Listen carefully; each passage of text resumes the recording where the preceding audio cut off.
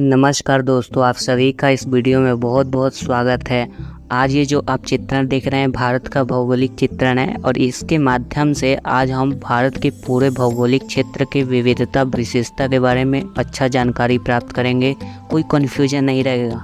मैं गारंटी देता हूँ यदि आप वीडियो के अंत तक बने रहते हैं तो अंत में आपको सब कुछ अच्छे से पता हो जाएगा और कभी नहीं भूलेगा। तो चलिए वीडियो को शुरुआत करते हैं। और वीडियो के शुरू होने से पहले एक लाइक का बटन क्लिक कर दीजिए ताकि मुझे मोटिवेशन मिले और मैं अच्छा वीडियो और बनाऊं, और इसे शेयर करिएगा। तो ठीक है, चलिए शुरुआत करते हैं। तो दोस्तों, मैं बता दूं कि भारत के भौगोलिक भागों को पढ़ने के लिए, अध्ययन करने के लिए 4 भागों में बांटा गया है। पहला पर्वत, दूसरा मैदान, तीसरा पठार और चौथा तटद्वीप। तो दोस्तों, मेरे पढ़ाने से पूर्व, बताने से पूर्व आप कापी कलम लेके बैठिए और सब नोट करते रहेंगे तो सब आपके लिए बहुत ही ज़्यादा आसानी होगा समझना और सब कुछ आपके दिमाग में होगा। तो चलिए शुरुआत करते हैं। तो पर्वत भूभाग के बारे में जानते हैं। ये जो आप उत्तर में भूरे कलर का फैला हुआ देख रहे हैं, ये पूरा पर्वत श्रृंखला है। इसे बोलते हैं हिमालय पर्वत श्रृंखला है। ये इतनी ज़्यादा मात्रा में उत्तरी क्षेत्र में फैली हैं, इसे हम भारत का मुकुट भी कहते हैं। ये पूरा उत्तराखंड, जम्मू कश्मीर से होते हुए पूरा उत्तरी क्षेत्र से घिरा हुआ है और इसी कारण पूरे विश्व में सबसे अलग और सबसे विशेष दिखाई देता है और इस कारण इसे उपमहाद्वीप भी कहते हैं भारत को। तो मैं बता दूं कि इसकी भौगोलिक संरचना भी विश्व भर के सभी देशों में से सबसे विविधता भरा और सबसे विशेषता भरा है। तो देखिए, इस हिमालय के बारे में जानते हैं तो ये हिमालय का क्षेत्रफल 5,95,000 वर्ग किलोमीटर है और इसकी सबसे ज़्यादा ऊंचाई जो है 8,849 मीटर सबसे ज़्यादा ये आप देख रहे हैं माउंट एवरेस्ट है, इसी का भाग है और इसी की सबसे ज़्यादा ऊंचाई है। मैं बता दूं कि इसके पर्वत श्रृंखलाएँ बहुत ही ज़्यादा रहस्यमय, विविधता भरा और बहुत ही अपने आप में फैला हुआ बहुत बड़ी पर्वत श्रृंखला है। इसमें बहुत सारी ऊँची से ऊँची, छोटी से छोटी पर्वत श्रेणियाँ हैं। दोस्तों, पूरे विश्व भर के पर्वत श्रृंखलाओं में सबसे पवित्र और सबसे कम उम्र की पर्वत श्रृंखलाएँ ये है हिमालय की। मैं बता दूं आपको कि पूरे भारत के भौगोलिक भागों में हिमालय का क्षेत्रफल पूरे भारत के क्षेत्रफल का 35% है और समतल भूभागों का क्षेत्रफल 37% है और जितने पठारी क्षेत्र, ये आप नारंगी कलर के, ऑरेंज कलर के पठारी क्षेत्र हैं। इसको हम क्या बोलते हैं इंग्लिश में, इसका इंग्लिश नेम है प्लेटियो कहते हैं। तो इंग्लिश कन्फ्यूजन होता है थोड़ा सा, तो आप ध्यान दीजिएगा, प्लेटियो बोलते हैं। तो ये ऑरेंज कलर के प्लेटियो है, पठार है। इन पठारी भाग का क्षेत्रफल 19% है, क्षेत्रफल परसेंटेज। अब जो बचे हुए तटीय द्वीप है, प्रायद्वीपीय भाग के किनारे किनारे का भाग, वो 9% ही है बस। मैं बता दूं दोस्तों, नीचे की तरफ आप देख सकते हैं ईस्टर्न घाट, मतलब पूर्वी घाट पर्वत श्रृंखला भी देख सकते हैं, वेस्टर्न घाट पर्वत श्रृंखला भी देख सकते हैं। अब इसके ऊपर आप विंध्याचल पर्वत श्रेणी भी देख सकते हैं और साथ ही साथ सतपुड़ा का पहाड़ी रेंज भी देख सकते हैं, अरावली रेंज, अरावली की पर्वत श्रृंखला। तो ये दक्षिण क्षेत्र में भी बहुत ज़्यादा पर्वत श्रृंखलाएँ हैं, तितर बितर हैं। तो देखिए, मैं बता दूँ कि ये पर्वत श्रृंखलाएँ 35% हैं बस। तो अब हम जानते हैं भारत के समतल भागों के बारे में। तो समतल भाग में बता दूं कि समतल भाग, इसका उत्तरी भाग ही सबसे ज़्यादा समतल है। इसमें मैं बता दूं, भारत की जो सबसे लंबी नदी आप गंगा को देख रहे हैं, ये गंगा के चलते ये समतल भाग पूरा उपजाऊ है। खेती कृषि बहुत अच्छे मायने में होते हैं, बहुत अच्छा कृषि उपजाऊपन है। तो ये गंगा नदी के कारण है, जो भारत की राष्ट्रीय नदी भी है, नेशनल रिवर है और सबसे लॉन्गेस्ट रिवर है।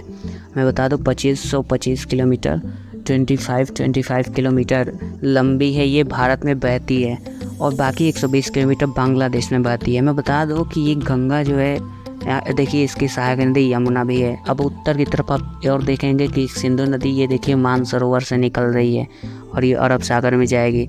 और ये है सतलज नदी, जो कि ये भी मानसरोवर से निकलती है और सिंधु की सहायक नदी बन जाती है।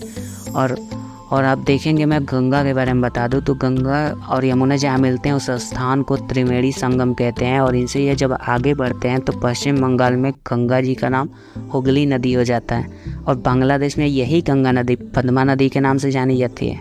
मैं एक बार दक्षिण से शुरुआत करूं तो आप यहाँ देख रहे हैं कि कावेरी नदी है, इसके ऊपर कृष्णा नदी है, इसके ऊपर आप गोदावरी नदी को देख सकते हैं। गोदावरी नदी के बाद ताप्ती नदी है, उसके बाद नर्मदा है, नर्मदा से छोटी ताप्ती नदी देख सकते हैं आपकी वो है। अब आप बगल में देखेंगे तो महानदी दिखाई देगी। तो मैं बता दूं कि नर्मदा और ताप्ती नदी बस 2 ही ऐसी नदियां हैं जो भारत में उल्टी दिशा में बहती हैं, जो कि पूरब से पश्चिम, बाकी सब नदियां पश्चिम से पूरब। तो देखिए ये नदियां हैं और नदियों के चलते उपजाऊपन और कृषि भारत में अच्छा खासा होता है। इनका बहुत ज़्यादा महत्व है और बेनिफिट है। देखिए मैं बता दूं ये समतल भाग का अस्तित्व और इसकी विविधता और विशेषता इन नदियों के चलते ही है। तो अब देखते हैं समतल भाग का एक भाग है थार का मरुस्थल, जो आप जानते हैं भारत का सबसे बड़ा रेगिस्तान कहा जाता है। मैं बता दूं कि इसका क्षेत्रफल 2,38,254 वर्ग किलोमीटर है और इसमें आप देख सकते हैं कि ये भारत और पाकिस्तान दोनों क्षेत्र में पड़ जाता है। और भारत में जितना है वो 2 लाख वर्ग किलोमीटर का क्षेत्रफल है और बाकी 38,254 वर्ग किलोमीटर पाकिस्तान में इसका क्षेत्र है। तो ये है थार का रेगिस्तान, तो आप देख सकते हैं यहाँ पे। और देखिए अब पठारों के बारे में देखते हैं। देखिए सबसे दक्षिण में आप देखेंगे यहाँ दक्कन का पठार दिखाई देगा और इसी दक्कन के पठार का भाग ये भी है एक, और पूरा का पूरा जो ऑरेंज कलर का एरिया दिख रहा है कवर है वो पूरा दक्कन पठार का पार्ट है। लेकिन ये उठा हुआ भाग सबसे ज़्यादा उठे हुए स्थान को यहाँ पे दिखाया गया है। अब उसके बाद आप देख सकते हैं दक्कन के पठार के बाद छोटा नागपुर का पठार है महानदी के ऊपर उत्तर की ओर। अब यहाँ नर्मदा नदी के बाद विंध्याचल रेंज के बाद आप देखेंगे कि मालवा का पठार आपको दिखाई देगा।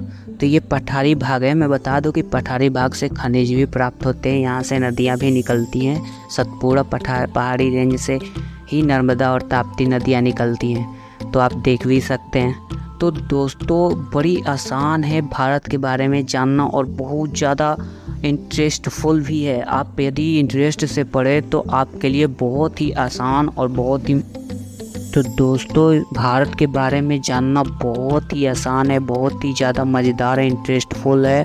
आप अच्छे से इसे देखें तो आपके दिमाग में सब बैठ जाएगा।